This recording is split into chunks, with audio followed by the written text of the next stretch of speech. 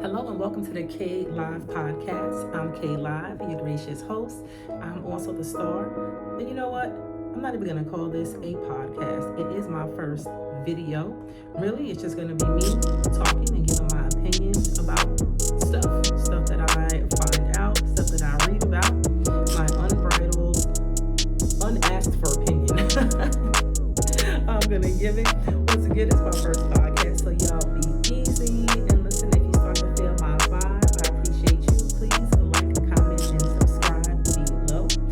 Even if you don't want to subscribe, drop me a quick comment. Say hello, good job, I hate the podcast, whatever you want to. All right, so let's jump into it. Actor Samuel Monroe Jr. He's in the hospital on life support. He currently has encephalitis. Now, you would know him best, and not everybody is going to know him, but actor Samuel Monroe Jr. did play in a lot of those 90s hood classics that we all have grown to love, at least if you're from my era, you do. Most notably, at least for me, he is the guy that got stomped out by Kane in Menace to Society over his cousin. Remember, the girl called Kane, told him she was pregnant, and he said, "It ain't mine. I had to gym you on extra tight." And then the cousin came around there acting tough, and he got stomped out. But it's that actor. He has also played in a few other movies, such as Tales from the Hood, Set It Off, and also The Players Club.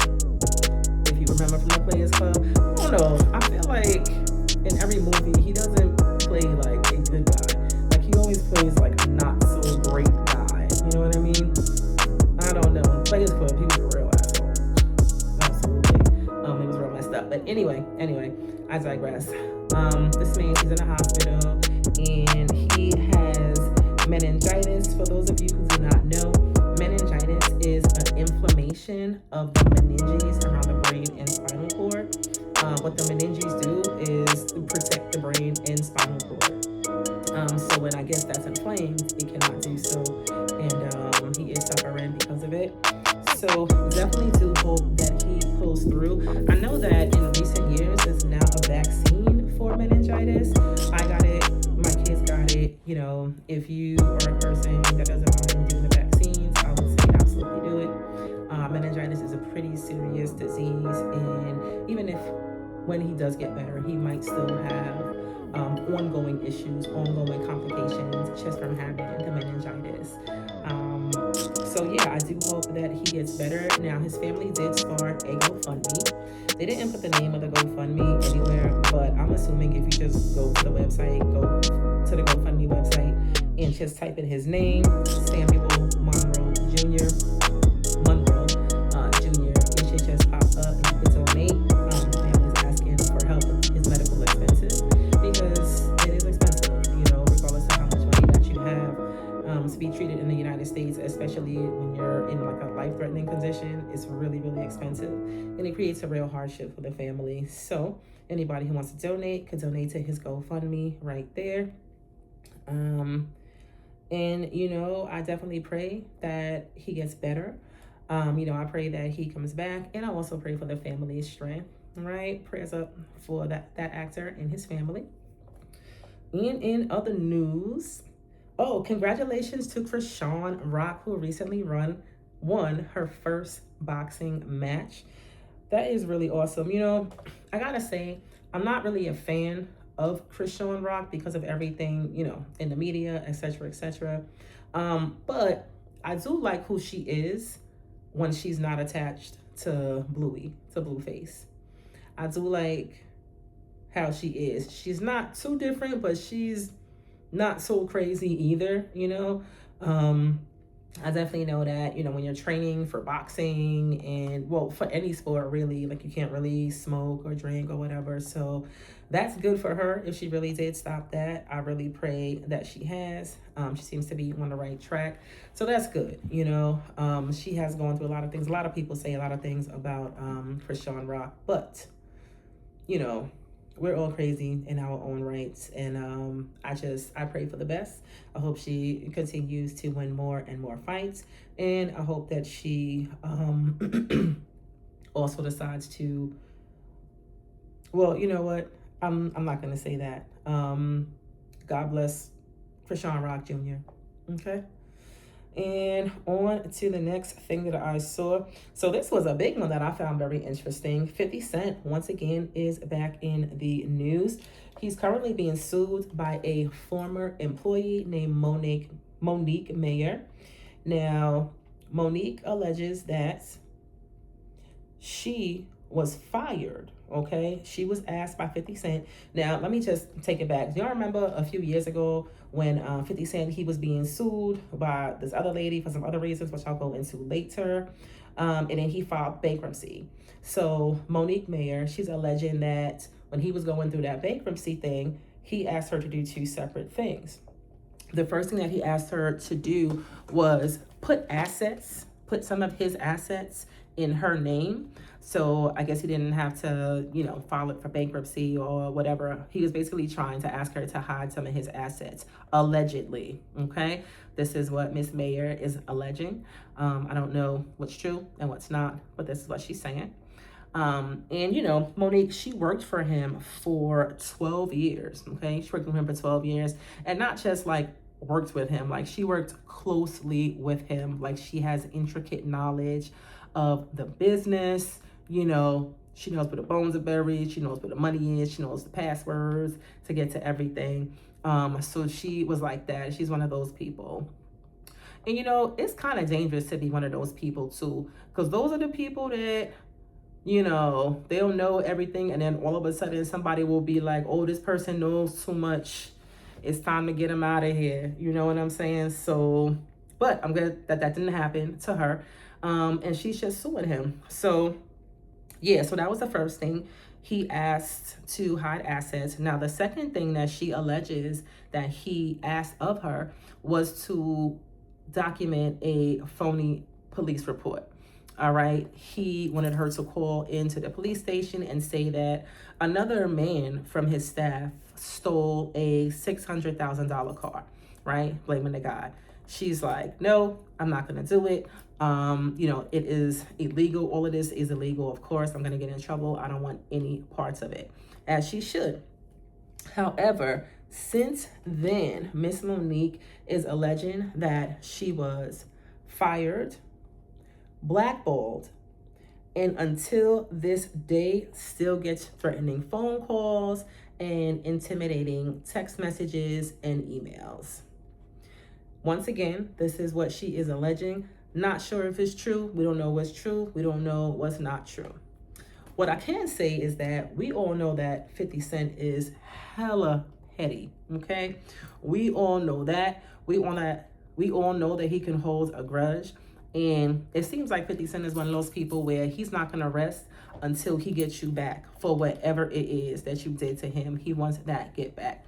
So I don't put it past Mr. 50 Cent, Curtis Jackson or whatever. I don't put it past him to be doing that.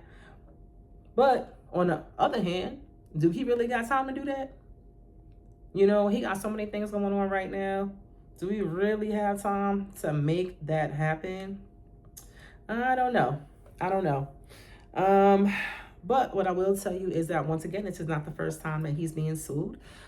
He has been sued by other women, for various things. Actually, the whole bankruptcy thing, I said earlier that I was going to come back to it. The whole bankruptcy thing, he was filing bankruptcy because you remember a few years back when he posted that revenge video of that girl? Well, she sued him. He lost. He was ordered to pay $5 million. And behind that court case, he filed for bankruptcy. And this is what turned out. So, I don't know. Maybe she's lying. Maybe she's not. Maybe she's trying to get clout. Maybe, she was fired for some other reason and now she can't get a job and she wants some money. I don't know. However, I do hope that the truth comes out and that everybody gets what they deserve in this situation. And speaking of getting what people deserve, I just want to do like a little sidebar. I didn't take any notes on this or anything, but David, whatever this little nigga name is. Despicable. Nasty work, sir. It is so disgusting what you have done. And I know that you're not going to see this ever, but I had to say it. It is so disgusting what you have done. Oh my goodness. To that poor little girl. Okay? Ridiculous. I hope they put you under the jail. Under the jail. Okay? He the type of person that needs to stay in jail and not come out. He needs to stay there. Okay? It was so calculated. You know, I'm going to use this little girl because that's what she was. She was a little girl. Excuse me. A little drinky drink. That's what she was, though. She was a little girl. Allegedly, he was dealing with this little girl since she was 11 years old. Disgusting. Disgusting. You are despicable, sir. Despicable, deplorable, disgusting. Under the jail you should go. Under the jail. I hope they throw the entire book at you. I hope you never see the light of day. Anyway, rest in peace to Celeste Rivas. Prayers up for the family. Pray for their strength. I know this is difficult. I can't imagine the type of hurt that a family goes through losing their child. I've never lost a child, but I can imagine that that type of hurt ever goes away ever, and I don't wish that on my worst enemy ever. Once again, rest in peace, Celeste Rivas. Prayers up to the family. Hope that they stay strong during this time and they get strength. In other news, I read a story about a caregiver down in South Carolina who is currently in jail for watching the woman that she was supposed to be taking care of choke to death. Okay? Apparently, allegedly, this woman, the caregiver, you know, I don't know what happened. What I do know is that nobody deserves to die like that. But apparently this particular patient that she was supposed to be watching, she was feeding her or whatever. The woman started choking and she stood there and let her choke to her death, which is disgusting. You know, I feel like people that hurt babies, old people, and animals, you know, deserve a special place in hell. You know, completely defenseless people. You know what I mean? And you would do that. That is disgusting. People really do be crazy, like for sure. People really be crazy for real. And it's just ridiculous. You really just never know who you're getting. You know what I'm saying? You got to be very, very careful because they are out there.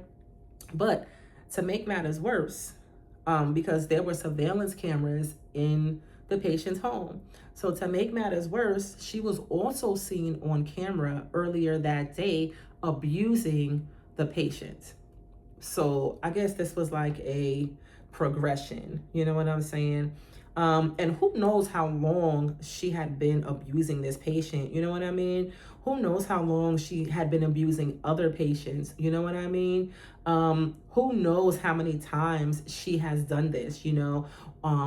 Or maybe even, you know, taken somebody out herself, you know what I'm saying? And it was just never proven or whatever. So I'm glad that she is gone. She's in jail. She needs to be taken off the streets. And I'm glad that hopefully she'll be in there for a very, very long time and she'll never be able to do this to anybody's loved ones ever again, you know, because you're the caregiver. You know what I'm saying? You signed up for this job. You know what I mean? And I know that it's a tough job. It's a job that I can never do. Lots of people do it, and I know that it's tough. But honestly, if you're not the type of person, if you don't have the patience and the compassion for people, that's not the job for you. Okay? All right? Go be a fucking janitor or something where you don't have to talk to nobody. No disrespect to the janitors. Okay? That's not what I'm saying. All right. There's a lot of janitors out here that make a lot of money, been doing it for a long time. All right. What I'm saying is go get a position that you don't have to be front facing with patients or customers. You don't have to really put out any type of customer service or anything. You don't have to deal with customers. So that's what you should do, But once again, she is in jail. She's currently behind bars, and I hope she gets all the time that she deserves, because that was despicable. It really, really was. And I did tell you that I wasn't going to keep y'all for too long. This is my first podcast. However, towards the end of every video, every podcast, whatever you want to call it, I call it the K Live podcast. Once again, I'm K Live. But towards the end of my podcast, I'm always going to do what I like to call This Week in Hip Hop History. Okay, I'm definitely a hip hop head. I grew up in the 90s in New York City. It was a magical time. It was a magical, magical time. If you know, you know. If you weren't there, that's too bad. Something that we're never going to be able to get back. The magic that was going on during that time. Anyway, I digress. And I was just looking up, a lot of things happened in hip hop history this past week. All right, first of all, let's take it back to 1994. This week in 1994, Outkast. I forgot my place. But also this week in 1994, Outkast debuted their first album ever, putting Atlanta on the map, putting down south music at the forefront. But Undisputed Southern Classic dropped this week. Southern Playalistic Cadillac Music. Undisputed Southern Classic. Once again, classic album. And it took me a little while to get onto that. 94, 95, I was like 14, 15. And I was really just listening to like the New York underground hip hop or whatever. I really wasn't on Outkast. You know what I'm saying? I really hadn't heard much about him until one day when I was watching the Source Awards, one night when I was watching the Source Awards, once again, if you know, you know, Andre 3000 got up on the stage and was like, the South got something to say. So, and as we found out, the South absolutely did have something to say. So from then on, I was on it with Outkast, and congratulations, this is what started their journey to being just one of the best groups of all time. Switching gears a little bit. 1994 also, okay, one of the most classic albums ever. Another one that dropped in 1994, coming straight out of Queensbridge. Oh my goodness. Coming out of Queensbridge. I'm sorry, I'm a little bit nervous. Once again, it's my first podcast. Don't judge me. Coming out of Queensbridge, Nas debuted his first album, Illmatic, classic album. Queens Get the Money, Queens Stand Up. He dropped that. That's an album that to this day is still in my rotation. Actually, my ringtone right now, and has been for a little while, is New York State of Mind. Absolutely love it. So that's what happened. Now, switching gears from 1994, we are going to come a little bit further up, 1 year, 1995. Once again, coming out of Queensbridge. Now, this is an album that's near and dear to my heart, right? Absolutely one of my favorite rap groups of all time. Mobb Deep dropped their second album, The Infamous, in 1995 during this week. We all know the Infamous album with the hit Shook Ones Part 2, one of my favorite songs ever. Once again, still in my rotation. Prodigy, Havoc, rest in peace, P. What a loss. But that is what happened in 1995. All right. Let me see. Another thing that happened in hip hop history this week. Now, we're just going to head up a little bit further in 1998. Now, 1998 1998 was my year. 1998, I was like 17, 18, coming up out of high school. And 1998 was probably, for me, the epitome of hip hop music in New York at that time. Okay? Y'all can argue with me if you want to. I don't care. I'm not going to argue back. This is how I feel. I was there. I lived it. That's how I feel. Agree or disagree. Okay?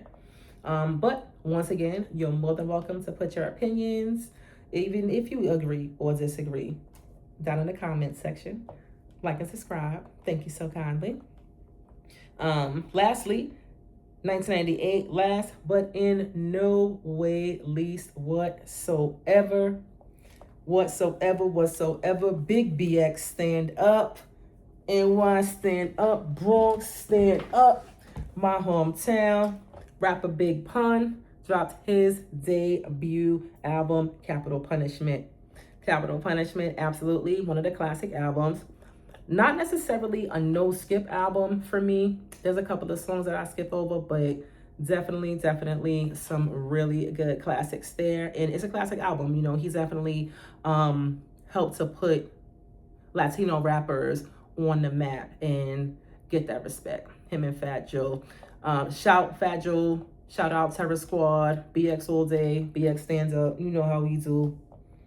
Shout out Remy also. She part of the Terror Squad, but she also do her own thing. Still Not a Player. That was another big, huge hit that was on Pun's album. He dropped that classic. Rest in peace, Big Pun. Gone but not forgotten. And on that note, I am done here. Nothing else too much to say here. Thank you all for listening. Once again, if you like listening to me, if you like what you heard, if you think that you might come back, please like, subscribe, share, and comment. I know that sounds like a lot, right? That sounds like a lot, but it really doesn't take long. I promise you, it doesn't take long. Thank you so much. And I want everybody to have a safe and productive week. Be careful out here. Shit is crazy. Gas prices are ridiculous. But we are going to make it. We're going to make it. We got to get gas, so it does not matter. And always remember, James Baldwin meant it when he said, those who say it can't be done are usually interrupted by others doing it. Simply meaning, stop giving excuses and talking about what you can't do. Get your ass up off your shoulders and make it happen. Because if you don't, somebody else will. Until next time.